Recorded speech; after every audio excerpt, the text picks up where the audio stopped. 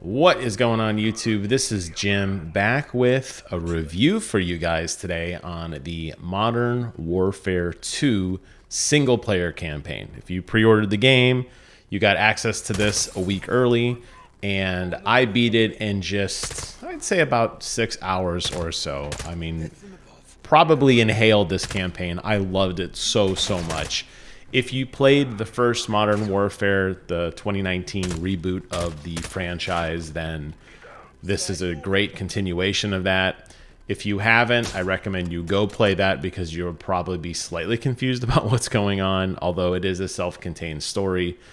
It does take a lot of story beats from the original trilogy that came out years and years ago, but a lot of the characters and some of their intentions and some of their interactions have changed.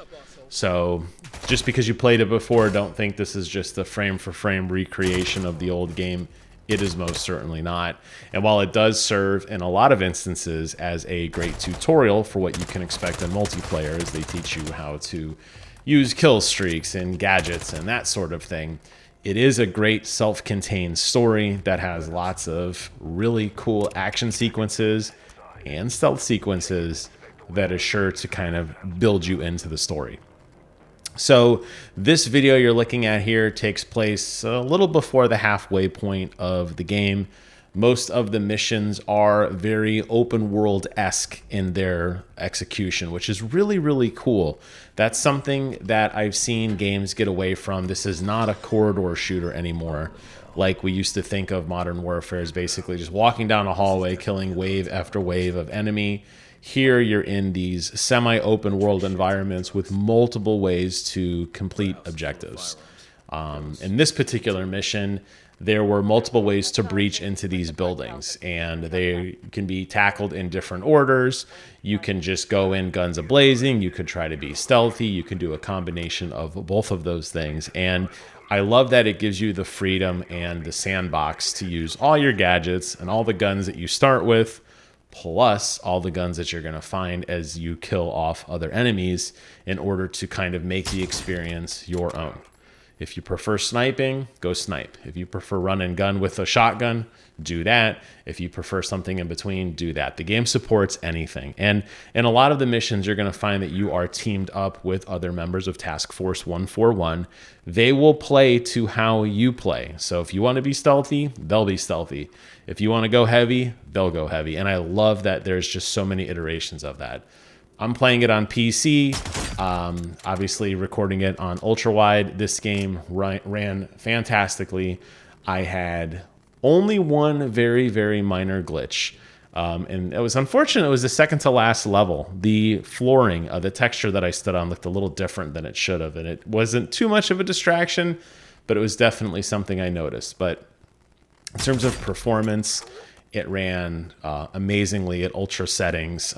Never once dipped below, I'd say, about 90 frames per second, even on ultra wide. I played it on both keyboard and mouse and on controller just to get a feel for both. They both felt great. The sound effects, the feel of the weapons, the heft of the combat, the intensity of the story was all there.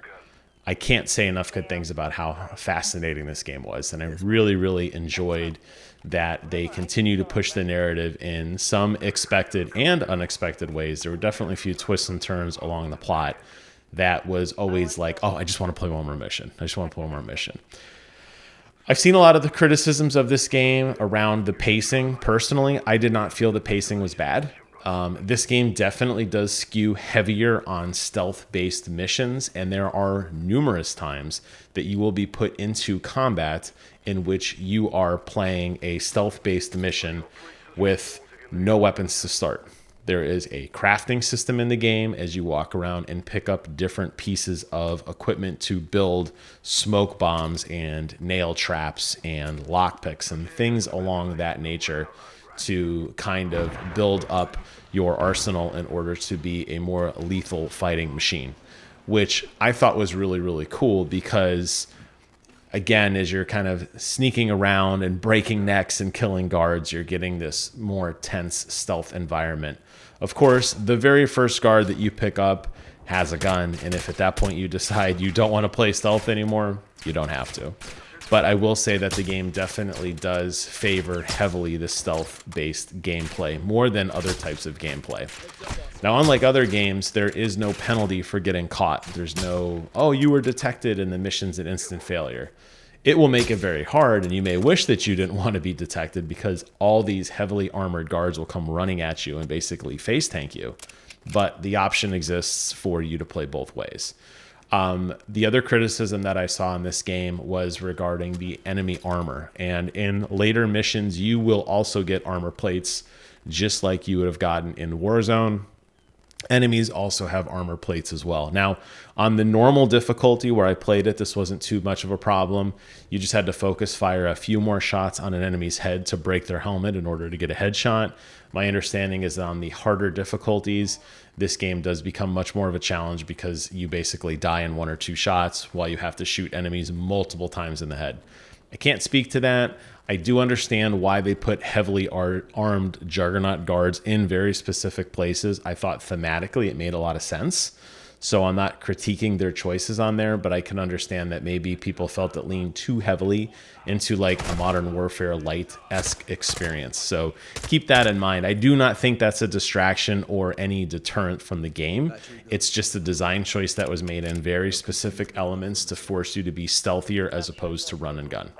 But again, if you truly want to play run and gun, you absolutely can.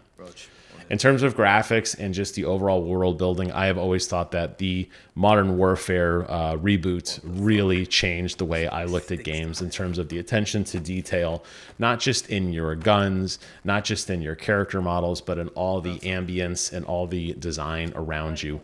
You always felt like you were part of a living, breathing world, and that was so much fun.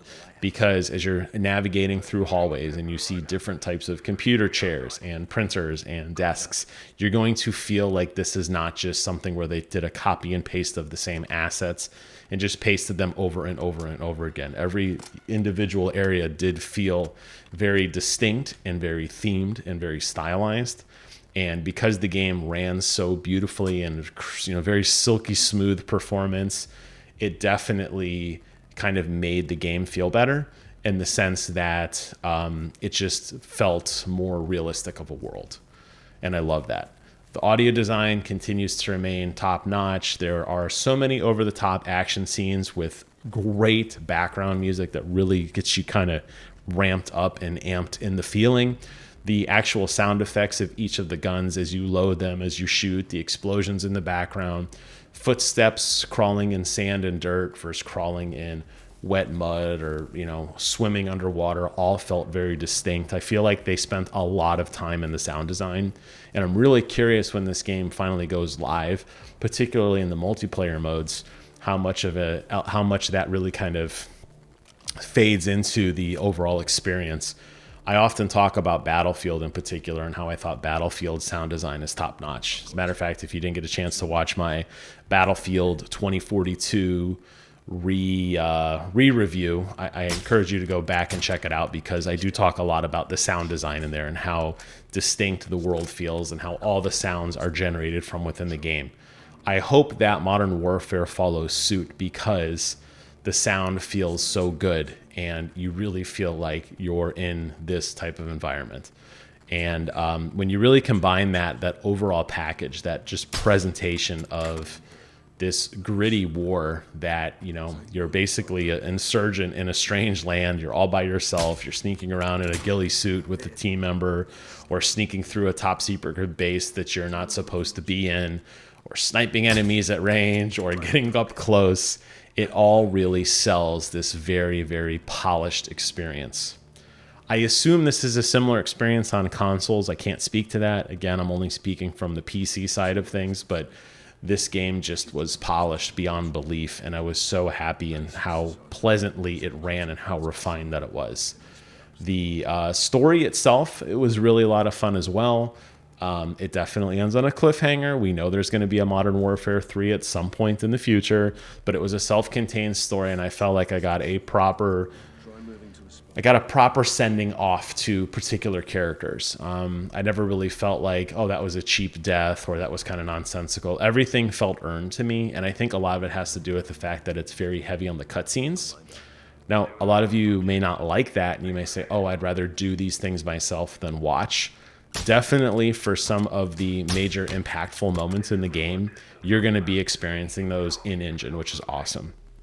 But there's a lot of dialogue in between the cutscenes that really play out, that really build up a sense of who the characters are and their intentions, and it plays like a movie at times. And I really like that. I thought that was a lot of fun. Obviously, you can skip the cutscenes and have no idea what's going on, but I think you do yourself a major disservice, especially towards the end of the game when the stakes get increasingly higher and you're starting to see allegiances and characters shift and their personalities blending and changing. And that was really, really fun. I would love to see, and I know they won't do this, but I would love to see some sort of DLC or spinoff between Soap and Ghost, because these guys have like the most awesome bromance throughout this game, and they really kind of warmed up to each other in a way that we never saw, which goes back to my other point earlier, that if you played the original trilogy and you think you know these characters, think again. They're very different. In closing, I will say that I am beyond excited for what multiplayer and Warzone 2 can bring. This game was so heavily polished and refined. Honestly, to me, it feels like a Game of the Year candidate based solely on the single player experience. And I'm thinking about other games that were out this year. Obviously, Elden Ring comes to mind in terms of a game that I think was very genre breaking and defining. And while you could argue that Modern Warfare is quote unquote just another shooter, I would argue that this is one of the best campaigns for any game that I have played in the shooting genre. Is it better than the Titanfall 2 campaign? That's a good question. I think they were both phenomenal, but I will say that this game had a certain sense of polish and charm, and the stakes were so high towards the end of this game. I was heavily invested, and it was one of those games that I just did not want to stop playing. So if you haven't yet pre-ordered this game and you're waiting for launch, I understand, but I'm telling you, when you get into the campaign, do yourself a favor, get your nice pair of headphones, play it on a nice TV, turn the lights off, and enjoy an amazing roller coaster of crazy set pieces and events and actions.